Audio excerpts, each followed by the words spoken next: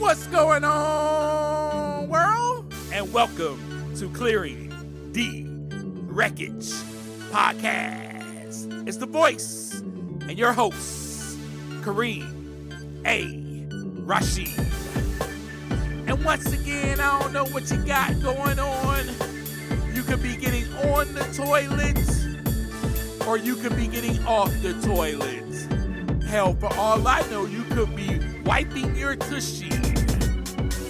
But I know that I'm ready, and so I hope that you're ready to clear the wreckage. Yes, indeed. What's up, my friends? What's up, my peeps? What's up, my fellow Wreckage Clearers? We are back for another great conversation.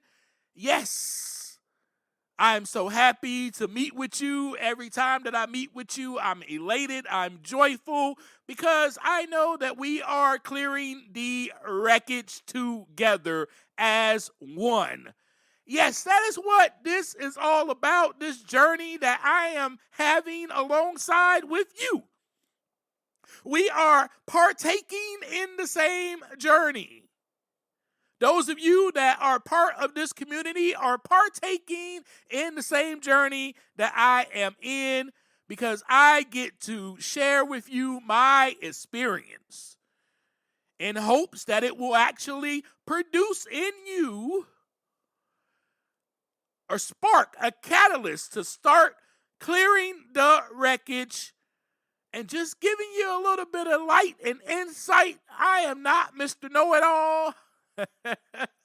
I am just a man who is trying his best to clear the wreckage on a daily basis. I am just a person that knows that, man, I created so much wreckage. I created chaos, destruction, havoc, and I still have that with me, and it will be with me forever. But I am in the process of knowing that each day I can go inside so that the wreckage can begin to clear. Right? Because truthfully, nobody is going to clear it for me. Nobody's going to reach inside of my head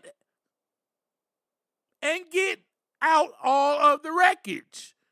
I am the only one that can do that. I have to face myself, look in the mirror. MJ said it best. I'm talking to the man in the mirror. He said, no message could have been clearer. Right? I got to talk to the man in the mirror first. I got to take the time to look inside so that the wreckage can begin to clear. I'm glad that you're here with me, because I know that that is what you are about, because you are listening to me every single week. You are with me every single week, and you want to grow. You want to improve. You want to develop spiritually, emotionally. You want to grow. And I'm so grateful and thankful to have a community of those who are about clearing the wreckage. So let's begin. We talked last week about prayer and how that is a way to improve our connection with God. So this week we're going to talk about meditation as a way to improve our connection. Now, first of all, let me tell you, so you already know that I'm still telling you a story. The setting is still in between 2016 and 2017. Now, I know you're in anticipation. You're like, dang, Kareem, we're in 2026. We still 10 years behind? Like, come on. Let's get to now. What has happened? But it wouldn't be a story. Or at least it wouldn't be an exciting story. How about that? If you skip through the pages, doggone it. We ain't skipping through the pages of the novel. We're not doing that. We're just not doing that. We're not skipping through the pages of the novel. We're not skipping episodes. We're not skipping to the next season. We're not doing none of that. To find out what happens later, no. We're staying put. And we're excited. We are in anticipation because we're filled with excitement. Like, man, I wonder what Kareem has to share with me today. I wonder what was happening still back then. And I cannot wait till he catches us up to the present time, which will happen soon. You must be patient. Meditation deepens our connection, improves our connection. It improves it and deepens it by creating stillness to be able to hear that still small voice. Do you know that there is a voice inside of you that speaks to you very softly, very subtly, but very directly? Do you know that? Let me first ask that question, because some of you may not know that. Because here's the thing. I kind of knew that because I was, you remember, I was a little churchy or religious. So, I was told about this voice, and I was trying to listen for that voice. But, remember, I kind of drowned that voice with my wreckage, with my drug abuse, my alcohol abuse, my running after girls to have sex. All the rest of my wreckage with, the broken relationships and the way that I treated people and the negative self-talk and the criticism of self, all of those things, right? Drowned out that still small voice. And it may be like that for you. You may be like, well, Kareem, yeah, I think, there's something that speaks to me.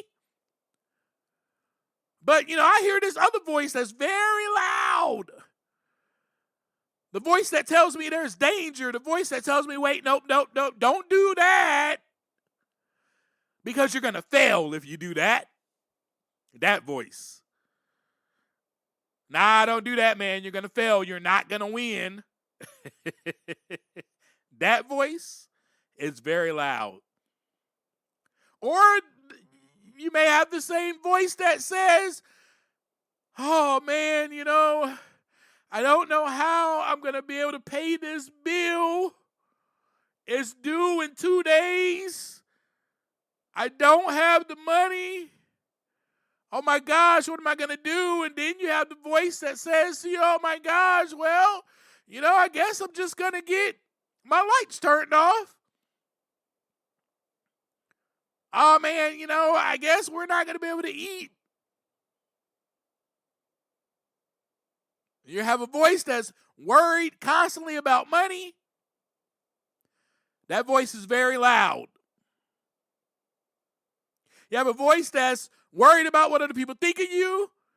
You're walking around in a grocery store and somebody looks at you a certain way and you're like, why are they looking at me like that? What's wrong with them? But really, internally, there's something going on inside of you. You're worried about how people look at you on social media. You're worried about how many followers you have. You're worried about the fact that you don't have many followers. You're worried about still how your parents view you. Is my daddy still going to approve of this? I shouldn't do that because they're not going to approve of this. Those voices are very loud.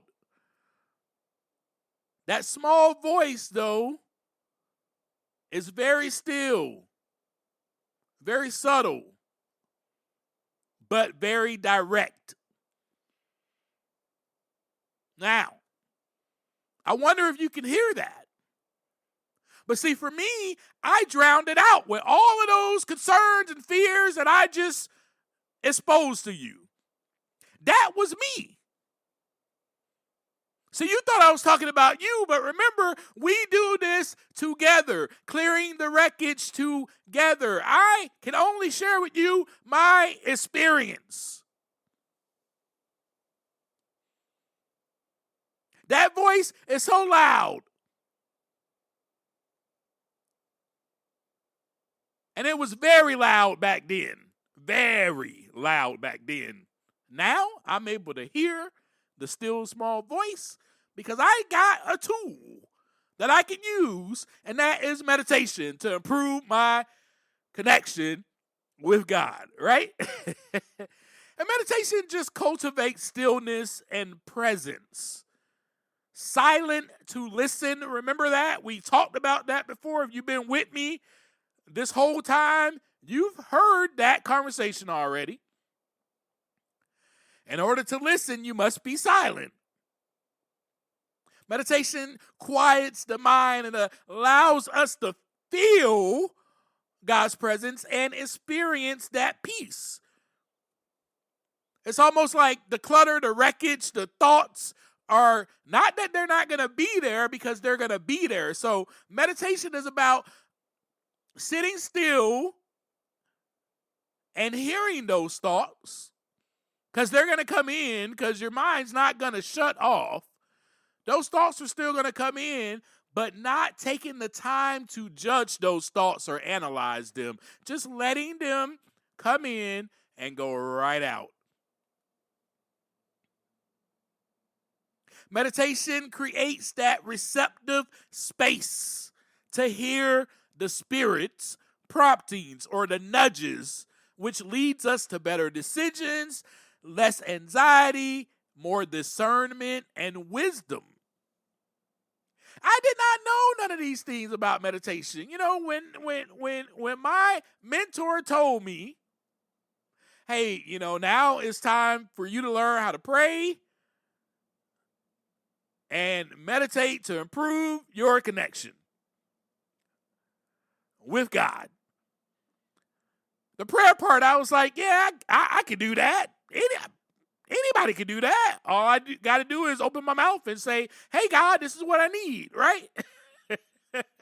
But the meditation part, I was like, I don't really know if I can actually do that. Well, here I am, a person with anxiety, already thinking to myself, like, well, you know what? I struggle with anxiety. At that time in my life, those were my exact thoughts. Here I am, struggling with anxiety. I can barely sit still. This guy is telling me that I need to meditate to improve my connection with God. I don't know about that one. I don't know if I can do that. That was very loud, by the way. That fear was very loud. I don't know if I'll ever be able to do this. And you know what I was thinking about? I was thinking about all the people in the world that really, truly know how to meditate. I will never be like them. I'll never be able to meditate the right way, so to speak. I had all of those fears. But little did I know is that there's no right or really wrong way. It's not. Now, see, I know somebody is going to argue with me about that. Oh, no, there's a way to meditate. You know, the only way to do it is through yoga, because that's somebody else's take on it, right? Or somebody else will be like, no, I mean, you need to, go to a monastery, become a monk. Or you need to sit on top of this mountain, and you need to have your legs in a certain position, and you need to hum. That's how you meditate. Or someone else will say something else. We all will have our ways of doing things. And unfortunately, with us as humans, we all have our way of thinking that it is right. This is the way to go. And if you're not going that way, then oh well. You don't really know what you're doing. However, see, I'm different. I don't think that way. I think that however you decide to meditate is completely up to you. It's completely up to you. Just as long as you are improving your connection with God. That's all. And so once I got all that clutter, all that wreckage out of my mind, was like, oh, well, it is really just for me to improve my connection with God. So as long as I am doing that, it really doesn't matter how I do it. I can sit still for 30 seconds and breathe in and breathe out and be like, boom, I meditated. God dog it, I did it. I'm proud of myself. I did it for 30 seconds. And then the next day I can breathe in and breathe out and do it for a minute and be like, whoo, I did it. Or then I can up it to 5 minutes and 10 minutes and 20 and 30 and so forth and so on. And that, my friends, was my actual experience. Let me just try to learn how to sit still. Let me try to learn how to turn the TV off and just sit in silence. That was a hard one. That was so hard. But I was able to do it. Let me just see if I can cut off the music for a little while and sit in silence. See, I'm one of those people, I have to have music. I had to always have something going on in the background. I had to have some music playing. I love music. I tell you what, if there is nothing left in this world besides music, I'll be fine. That's how I used to think. Obviously, I don't really think that way anymore, but I'm just saying, that's how I was. I love music. And I felt like I needed it. When I was at work, I had earbuds in my ear. The whole time I had to have an earbud in my ear while I was working. You know, wherever I went, I had to have earbuds in my ear. When I got home, I had to turn on the radio or turn my phone on, Spotify or whatever the case might have been. I had to have music. But then I realized something. Let me just take a few minutes and cut this off. The music will still be there. And the TV will still be there. The TV has a remote control. And the music is on my phone. I can cut it off and cut it on at any time. When I realized that, I was like, oh, I can do this? It was almost like a revelation. I know that sounds strange, but it was, y'all. It really was. So, as I was stating how meditation creates that receptive space to hear the Spirit's promptings or nudges. So then I was able to sit silent for a little while and then listen. And then you remember the other thing I talked about last week, how I said I used to have these dates with God. And so this was a way for me to actually meditate too. So it wasn't just about me going to certain spots to hang out with God or whatnot and talk to God. It was about me going to certain spots and just sitting there and listening. And that was really good for me too, to just say, you know what? I'm going to leave my phone in the car. And I'm going to walk over here to this spot, to our spot, to me and God's spot. And I'm going to just listen. I'm going to just listen. And I'm going to sit here for as long as I need to and just listen. And you know what? That created such an intimacy between me and my higher power, between me and God, between me and the Most High. It created such an intimacy, and an intimacy that I never felt before. And I mean, when I tell you, from no one on earth, I started to create this bond and this connection with God that I never knew that I could create, that I never knew that I could improve on. But once I realized that being silent for a little while, I was able to hear. I was able to hear some of the things that the voice was saying to me. How the voice really was reassuring me most of the time. When I had those loud voices about the bills not getting paid, or I had those loud fears about, nah, don't do this because you're going to fail, the voice was reassuring me. No, you're not a failure. That's not your identity. And those bills will be paid on time. You need not worry. I got you. Haven't I always had you when it came to you paying your bills? I got you. The voice was very reassuring. So when you hear that reassuring voice, now I'm not here to say, hey, that's the divinity talking to you. I don't know how the divinity communicates with you. But I know for me, that was the way that the Most High was comforting me, I should say. So I had that intimacy. And one of the things that I want you to think about in this conversation is I want you to think about having an intimacy with a friend. Spending time with a best friend, you may talk for a little while, then you listen, right? They may talk for a little while, then you listen, right? That's how it becomes prayer and meditation.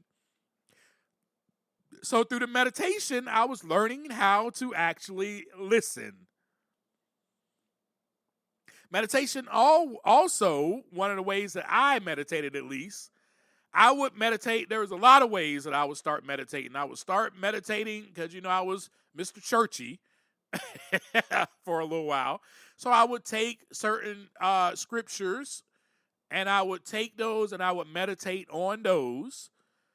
And then there were times, though, where I would empty my thoughts out, my emotions, my anxieties, my fears. I would empty it out. Empty all that stuff that's held inside my mind, right? And create space first for the divine to enter. So I'll give you an example exactly of what I used to do. And you can take this if you want to. This is up for grabs. I used to sit down and I used to breathe in and out, and I used to say, I'm breathing in. I used to say, I'm breathing you in, and I'm emptying myself out. And I would say that over and over and over and over again until I feel like I'm emptied out and there is a presence inside of me. Until I feel it. Now, see, that's the type of intimacy that I was creating, that I was having. So I don't know how your meditation experience will be. I'm just sharing mine. And truthfully, the other tool that I want to share with you that you can do is just turn the TV off. Literally, like I'm about to leave this conversation with that. Turn the TV off. You know what I used to do when I got home from work, since I was learning this tool, I was learning how to meditate. I would come home and instead of turning the TV on, I would just sit down on the couch in the darkness. I may turn one light on, but I would just sit down on the couch. And I needed that time anyway from all of the crap that was going on at work. Listen, you need that time. I mean, you can call it a time of decompressing, whatever you want to call it. A moment to decompress, but you need that time. It is renewing of the mind. It is to refresh your mind. You have to take moments like that. If you continue to just be around people all day at work, come home, then turn the TV on and be around more people, they're not there physically, but they are there. And you know what I mean when I say that. You're watching them. You're watching their lives, some reality show, or whatever it may be. But you're watching them. and you got all this noise in the background, where is the time for your renewal? Where is the time for that? So that is what meditation is all about also. It is about renewing the mind, getting a refresher, so that your brain can be updated, like a computer or a phone. You got to shut your computer down every once in a while so it can actually update. If you leave your computer on, it won't update sometimes. It'll be like, nope, can't update. You might got to shut it down, got to restart it. You got to do something. It's the same way with your mind. So to make it easy for you, take your mind and compare it to a computer. When you got to shut your computer down and you can't always leave your phone on, because especially if you have an iPhone, you got to turn that thing off for it to update. And it is going to shut off anyway so that it can update. Yes. It will shut off so that it can update. That is what you need to do to your mind. That is what you need to do for your soul. That is what you need to do for your spirit. That is what you need to do. That's why physically you need rest. It's the same thing spiritually. It is a spiritual discipline so that you can rest, so that you can be renewed, so that you can become whole again. It's too much going on. It's got to be cleared out. And folks, that's what clearing the wreckage is all about, really, right? Us clearing the clutter, clearing the destruction, the havoc. So that's what I used to do. So I'm sharing the exact experience from that time frame, 2016 to 2017. I would come home from work and I would just sit on the couch. Now, I didn't do this every single night when I got home from work, but I made sure that I did it at least 3 to 4 nights out of the week. I'm just going to sit my hiney on this couch. I'm not going to look for the remote. I'm not going to turn the TV on. I'm not going to run to the shower. I'm not doing any of that. I'm sitting on the couch for a little while, and I'm going to close my eyes, and I'm going to decompress. I'm not going to pick up my phone. See, a lot of you think decompressing is, well, I'm home now, let me sit on the couch and look at my phone for an hour. That's not decompressing. That's not renewal for your mind. That's allowing more crap in your mind. All it's doing is putting more stuff in your mind. The same way if I would have got on my phone and listened to music. I'm just putting more music in my mind. I just was listening to music at work. I need more music. It's just noise, noise, noise, noise, constant. And for some people, it may be more difficult than others.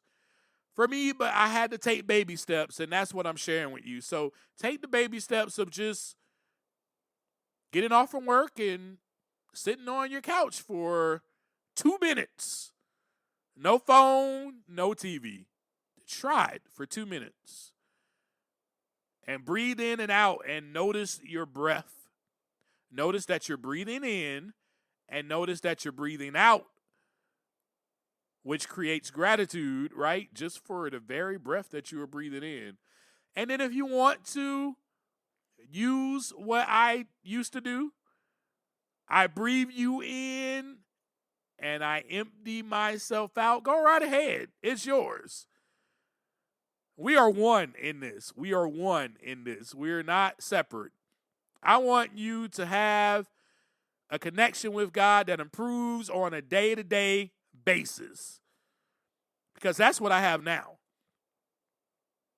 That's what I have now. So I'm grateful that you were here to listen to me rant about meditation and how it improves your connection and how I used it to improve my connection. And I'll see you next week. But as I always leave you, take some time to look inside so that the wreckage can begin to clear. Peace.